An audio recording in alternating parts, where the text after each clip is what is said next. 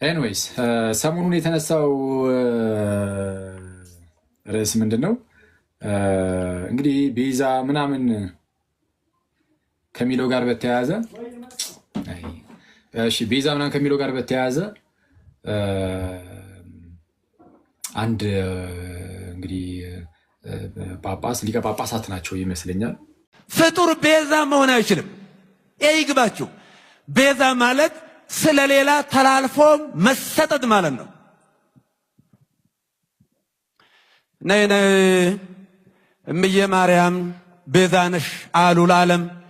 እመቤታችን ቤዛ አይደላችም። ቤዛ ልጇ ነው። አትደንግጡ። ቤዛ እመቤታችን የዓለም ቤዛ አትባልም። የዓለም ቤዛ ጌታችን ኢየሱስ ነው። ቤዛ ማለት ተላልፎ መሰጠትን የሚያመለክት ነው ብለው ይቅርታ ብለው ተናገሩ እና እዛ ላይ ሁሉም ሰው የራሱን ሀሳብ ሲሰጥ ነበር። አክቹዋሊ እኔ ለክፉም ለደጉም በሚለው ማንም ሰው እንትን ሳይል ሀሳብ ሳይሰጥ መጀመሪያ እኔ ዝም ብዬ ሀሳብ ሰጠሁበት ቪዲዮ ላይ። ለምን ያው ሚዲያ በጣም ሰውን ክፍታፊ ያደርጋል ማለት አፋችን በጣም ድንከፍት ያደርጋል። ሚዲያ በጣም የሚያስጣለው አንዱ እሱ ነው። በጣም አፍን እንደፈለክ መተው ታላቀቃለህ ማለት አፍን ትከፍታለህ እንደፈለክ ማለት ነው። ማለት እርስ በርስ ኖርማል ነው ኖርማል ነው። እንግዲህ ወጣት ከሆንክ ምናምን ችግር የለም እንደፈለክ እርስ በርስ ብትሆን፣ ግን ጳጳሳት ላይ ምናምን እንደፈለግን የምንሆነው አንዳንዴና ለክፉም ለደጉም ያው የተናገሩት ነገር ሴንሲቲቭ ነው። በቃ ያው እንደዚህ አነጋገረ እንግዲህ በጣም ያስፈራል። እንደዛ አይዊሽ እንግዲህ በዛ መልኩ ባይናገሩ እሳቸው። ግን ኤኒዌይስ ምንም ሆነ ምን ግን ያው ሴንሲቲቭ ነው አይደል? ሴንሲቲቭ ነው እና ከዛን ዝም ብዬ ሰራሁበት ቀለል እንዲል ማለት ነው ነገሩ። ሰላም ለእርሱ ይሁን አባታችን፣ ቡራኪው ተደረሰኝ፣ ጸሎቱትም ደግሞ ታግዘኝ። አሁን የተናገሯት ቪዲዮ ላይ እንግዲህ አንዳንድ ሰው የተወሰነ ጥያቄ ስለፈጠረበት ትንሽ ነገር ለመናገር መጣሁኝ። ብፁዕ አባታችንን እንደሰማችኋቸው ምንድን ያሉን? እሳቸው ቤዛ የሚለውን ቃል እንግዲህ ተርጉሞ የጀመሩት በምንድን ነው? ቤዛ ማለት ተላልፎ መሰጠት ማለት ነው የሚል ነገር አስቀምጧል። ትክክል ነው። ይህም ትርጉሙ ነው ቤዛ ለሚለው ቃል። ልክ አንደኛ ጢሞቴዎስ ምዕራፍ 2 ቁጥር 6 ላይ ራሱንም ስለ ሁሉ ቤዛ ሰጠ የሌለ ቤዛ ሲል ራንሰም እንደማለት ነው፣ ክፍያ ማለት ነው። እና ክፍያ ሆኖ ስለ ሁላችን ስለ ኃጢአት ተላልፎ የተሰጠው ጌታችን ኢየሱስ ነው። እና ከዚህ አንጻር ቤዛ የሚለውን ቃል ስንናገር ይህንን እያሰብን ከሆነ ቤዛ የምንለው ብፁዕ አባታችን እንዳሉትም ያው ከጌታችን ውጭ ቤዛ ሊኖር ማንም አይችልም። እመቤታችንም ሌሎች ቅዱሳን መላእክትም ሆኑ ሌሎች ቅዱሳን ሰዎች ይህንን ነገር አላደረጉትም እና ቤዛችን ጌታችን ኢየሱስ ብቻ ነው። ግን ቤዛ የሚለው ቃል ግን ትርጉሙ ደግሞ ይሄ ብቻ አይደለም ብዬ አስባለሁ። ለምሳሌ አባ ጊዮርጊስ ዘጋስጫ በአርጋኑን መጽሐፉ የቀዳሚው ላይ ቤዛ የሚለውን ቃል ምንም እንኳን ለጌታችን በጣም በተደጋጋሚ ቢሰጠውም ይህንን በጣም ቢረዳውም እችኑ ቃል ግን ለእመቤታችንም ደግሞ ሰጥቶ አይተናል።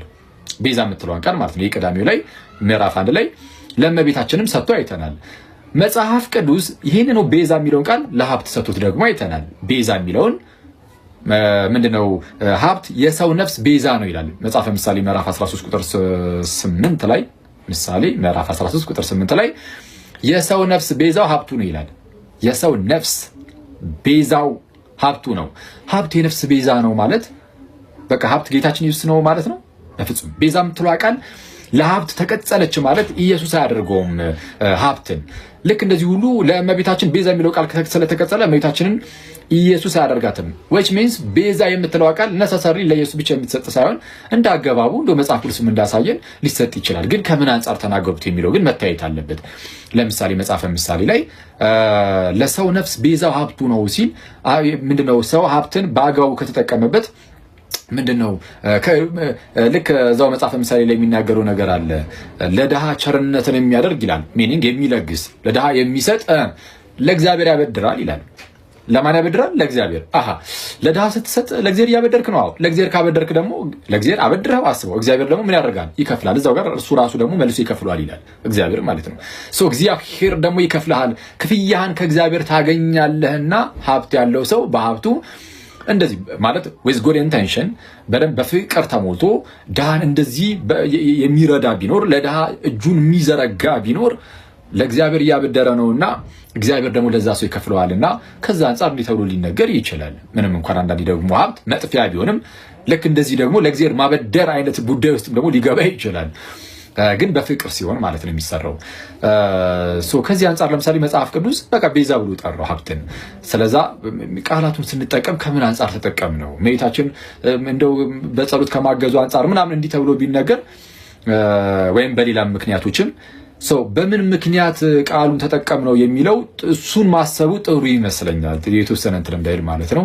ግን ያው ብፁዕነታቸውም ብፁዕ አባታችንም ካሉት ትርጉም አንጻር ትክክል ነው። ያው ጌታችን ብቻ ነው የሚለው ከዛ ትርጉም አንጻር ሲሆን እናችን የተወሰነ ረዳት በሚለው ነው። ይቆየን። ያው ካጠፋው ይቀርታል። ከዛ ዝም ብዬ ሰራሁበት ቀለል እንዲል ማለት ነው ነገሩ። ግን አልቀረለትም እና አንዳንድ ሰዎች የሚሰሩበት መንገድ በጣም የሚከብደው እና የሚያስቸግረው አንዳንዱ በጊታስ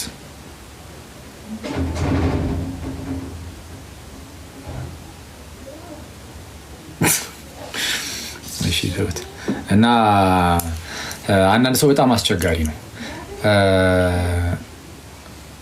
ማለት የምንናገርበት መንገድ ምናምን ይቆራረጣል። ይቆራረጣል ጋይስ ይቆራረጣል እየተባልኩ ነው ኮመንት ላይ።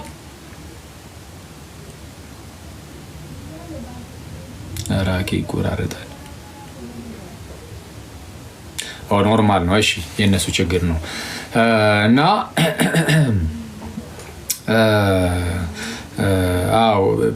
መጀመሪያ እንዳልኳችሁ እሳቸው በቃ ይሄን ባይናገሩት ደስ ይለኝ ነበር። ያው እንደኔ ማለት ነው ባይናገሩት ይሄን እንደ ጥሩ ነበር። ሴንሲቲቭ ነው በቃ ሰዎችን ቶሎ ድንግጥ ሊያደርግ ስለሚችል እኛ ራሳችን ምን ያህል ሰዎችን ድንግጥ ሊያደርግ የሚችል ነገር ተናግረን እንደምናውቅ ያው መቼስ ታውቃላችሁ። ያው እንደዚህ አይነት አይሆንም፣ እንደዚህ አይነት አልናገርም ግን ስቲል ግን በቃ ሰዎችን ድንግጥ ሊያደርግ የሚችል አይነት ነገር ያው እሳቸው ደግሞ ቤዛ የምትለው ቃልን በጣም የማጠር የሚመስል ነገርም ስለተናገሩ ሲናገሩ እሱ ትንሽ አስቸጋሪ ነው እና አይዊሽ እንደዛ በሉ። ግን በቃ ካሉም ግን ያው ኖርማል ነው ያው ማለት ያው እሳቸው ደግሞ ቀስ ብለህ ሀሳብህ ምናምን ትሰጣለህ መተህ እንደው በቃ እንደውቺን ነገር እንደዚህ ነበረ ምናቀው ከዚህ መጽሐፍ አንፃር ምናምን እንዴት ነው የሚታየው ምናምን ብለህ ትጠይቃለህ። ጳጳሳትም ማለት ነው ጳጳሳት በጣም ትልቅ ክብር ነው ባይዚ ያላቸው። ዝም ብለህ ብድግ ብለህ እንደፈለክ ምናምን የምትናገራቸው ምናምን አይደሉም። ያው አስቸጋሪ ጊዜ ላይ ስላለን አስቸጋሪ እረኞች ሊነሱ ይችላሉ። ኤርሲያን ውስጥ አስቸጋሪ እረኞች ሊነሱ ይችላሉ እና ከምናያቸው ነገሮች ምናምን የተነሳ በቃ ያው የሆነ ነገራችን ቅይር እያለ መጣ እንጂ በተቻለን አቅም ግን ለጳጳሳት የምናሳየው ክብር በጣም እንትን ማለት አለበት፣ በጣም መታወቅ አለበት። በጣም ዮኒ አንድ ቪዲዮ ሰርቶበት ነበረ ከራሳቸው ከሐዋርያት ከነ ዮሐንስ የተማሩ አግናጢዎች ስለ ጳጳሳት የሚናገሩ በጣም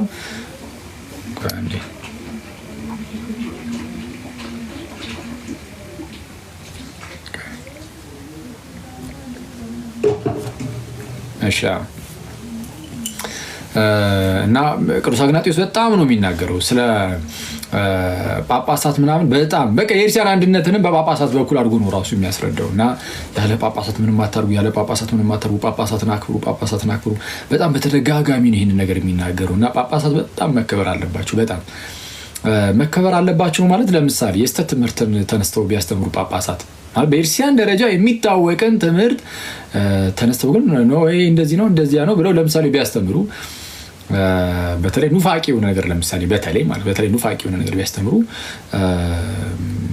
ያው በክብር ሆኖ ያው ተነግራችኋል። በነገራችን ላይ አይደለም እኛ እኔ በጣም የሚያስገርመኝ ማለት ነው ቅዱስ ቄርሎስ ንስጥሮስን ትሪት የሚያደርግበትን መንገድ ብታዩ ለንስጥሮስ የላካቸውን ደብዳቤዎች አይታችሁ ታውቃላችሁ? እጅግ ሃይማኖተኛ ያልሆነ ወንድማችን ምናምን እያለ ነው ባይዚ የሚልክለት። አስባችሁታል? ንስጥሮስ ኢየሱስን ሁለት አደረገ ተብሎ የሚታመነው ሰው የእመቤታችን ወላዲተ አምላክነትን የካደ ሰው ንስጥሮስ ቅዱስ ቄርሎስ አፕሮች ሲያደርግ ንስጥሮስን ማለት ነው በዛ ሰዓት በጣም እንደው የተወደድከው እንደው እግዚአብሔርን የሚፈራ በጣም እንደው የሃይማኖት የሆነ ሰው ምናምን እያለ ነው የሚጽፍለት። አንተ በጌኔ በስማ ክርስቶስን በጣም የሚገርመኝ እዩት በጌታ ሁለተኛው ሶስተኛው መልእክቱ እዩ እና የቄርሎስን እዩ ተመልከቱ። በቃ እኛን ማነው ያንን ንስጥሮስን በመልኩ አፕሮች ሲያደርገው እንደነበረ አሁን እኛ ሲጀምር የቄርሎስ ልጆች አይደለንም። እንደዚህ የተነሳ ናፋችን እየከፈትን ስለሆነ እንደመጣልን ጳጳሳት ላይ ምናምን የቄርሎስ ልጆች ስላልሆነን ያው እንዳሉንን ይገለጥ ዘንድ በዛ ነው አፕሮቻችንም እና እንደዛ እንዳንሆን ቀስ ብለን እንደው እቺ ነገር እንዴት ትታያለች ብሎ ቀስ ብሎ አሁን ሚዲያው አሁን እኔ በጌታ ስም አሁን ይሄንን ቢያዩ ለምሳሌ ሚዲያውን ምንድነው የሚሉት በጌታ ስም ማለት የሆነ ጳጳስ ኖሮ ሚዲያ ላይ በሚዲያ ደረጃ እንዲየተባሉ በስመ አብ ሺም ነው ማርያም እኔ ምር የሚሰማቸው ራሱ እንኳን ጳጳስ ምናምንና ኖርማል ራሱ መምህር ቢሆን እና ርህራሄ የለንም አንዳንዶቻችን ከነ የራሳቸው ጉዳይ አይነት ነገር ነው የምናራምደው እና ርህራሄ በጣም ያስፈልጋል። ርህራሄ በጣም ሰው ጨካኝ ነው በቃ ይወጣና እንዲህ እንዲያ እያሉ እያቀሳሰሩ ምን ይላል። አሁን አንድ የሆነ ልጅ አለ እዚህ ቲክቶክ ላይ እያመጣ ያስተምራል ተወሰነ እዛ ፌስቡክ ላይ መሰለኝ ብዙ ጊዜ የሚጽፈው ኦኬ ተለቅ ያለ ሰው ነው አክቹአሊ ተለቅ ያለ ሰው ዶክተር ነገር ይመስለኛል እንጃ እንግዲህ እኔ እንደዛ ሲሉት የሰማው መሰለኝ። ግን ምንም ሆነ ምን ሊቀ ጳጳሱ እንዲህ ብለው እዚህ ያቀሳሰራሉ። ኧረ በጌታ ኧረ በጣም ደፋር ነን ግን ማቤቴ ኧረ በስመ አብ በጣም ደፋር ነን እና ቀስ ብሎ መነጋገሩ ጥሩ ይመስለኛል። እና እኔ ራሴ በስህተት እንደዛ ካልኩ ፕሊዝ እናንተ ጥሩ ነገሩኝ ማቤቴን እንደዛ ነው። እኔ በጣም በቃ እንደው ሚዲያ ላይ መሆን ያለበት እንዴት ነው በጣም የምትወዱትን ሰው እንደውቺ እንድች ብታረግ ምናምን ብላችሁ ምከሩ። እሺ ነገሩ እንደውቺ ነገር እንድች ብትሆን እንዲ ምናምን ስለዛ ለምሳሌ አክሊል የምትወዱት ምናምን ከሆነ ጥሩ ያልሆነ ነገር ሲያነሳውና ከሰማችሁ አክሊል እንደውቺ ነገር እንድች ብታረጋት ምናምን ልትሉት ይገባል። እና እሱ እኔን ያስደስተኛል ባይዚ እና ለምን ይሄን ያልኳችሁ ድንገት እንኳን ይሁን እናንተን ሊያስከፋ የሚችል እናንተን ብቻ አይደለም ማለት የሆነ ቤተሰብ ሊያውክ የሚችል የሚመስላችሁ ነገር ከተናገርኩኝ ትክክል ቢሆን ራሱ የተናገርኩት ግን ትክክል የሆነ ነገርም ያለ ሰዓቱ ሲሆን አንዳንዴ አስቸጋሪ ሊሆን ይችላል። ስለዛ ምንድነው እንደዚህ አይነት ነገር መስሎ ሲታያችሁ እንዶቺ ነገር አክሊልና ብላችሁ ብትነግሩኝ ያኔ ፍቅራችሁ ይገለጣል። ፍቅራችሁ የሚገለጠው በዚህ ነውና እንደዛ ነው ጥሩ ነውና ያይስ እና ቤዛ የሚለው ቃል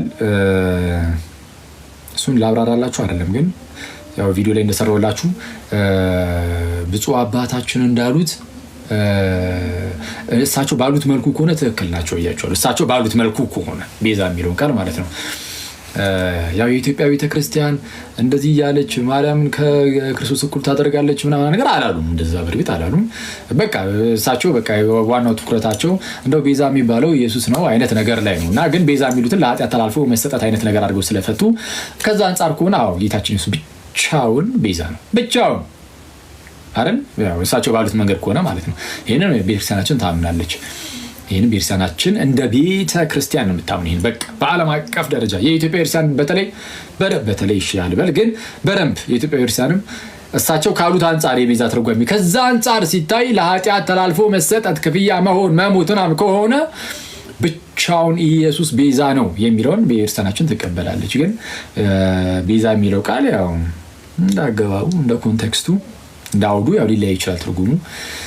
ስለዛ ከክርስቶስ ውጪም እንደዚህ ይሄ ቃል የተሰጣቸው ሰዎች ስላሉ በመጽሐፍ ቅዱሳችን ላይም ያው ከዛ አንፃር ይታይ አይነት ነገር ነው ያው ያቀረብነው። እርግጠኛው ነኝ ያው ሲያዩት እሱን ማለት ይሄን ነገር ማለት ቤዛ የሚለውን ነገር ሲያዩት ምን ታዲያ እኔም እኮ እያልኩ ያለሁት ይሄንን ነው ማለታቸው አይቀርም አውቃለሁ። አይ ሚን ስለ ቤዛነት ስናወራ ስለዚህ እያወራን ነው ከዛ አንፃር ይሄን ያልነው ማለታቸው እኮ አይቀርም። ግን እሳቸው እንደዛ ማለታቸው ላይ ቀር አሁን ተነስተን ነው እንዲና እንዲያ ምናምን እየተባባልን ተንባነል ጥሩ ነው እንዳልኳችሁ። ግን እሳቸውን በዛ መልኩ ባይገልጹ ጥሩ ነበረ እንደኔ። እና ደግሞ የምን የሸዋ ሀገር ሊቀ ጳጳሳት ናቸው ብሎ የነበረ እንትና አቡነ ቀውስጦስ ነው ስማቸው። አንዴ አቡነ ቀውስጦስ ነው ማነው ስማቸው? በጣም ደስ የሚሉ አባት አሉ አይደል? እንዴ እሳቸው እሳቸው የሸዋ ይመስሉኝ ነበረ። የምንድን ናቸው? እስቲ ቆይ መጀመሪያ ቆይ ስማቸው እሱ ይሁን አይሁን ቼክ ላድርግ። ዝም ብዬ በጣም እኮ ማወቅ አለብን ስማቸው ምናምን፣ ግን እኔ አላውቅም። እንግዲህ አቡነ ቀውስጦስ የት ሀገር ናቸው እሳቸው? እስቲ ንገሩኝ። አባቶቻችንን እንወቅ እንጂ ጋይዝ፣ ያለንበትን አካባቢ ብቻ ነው እንደምናውቀው። አቡነ ቀውስጦስ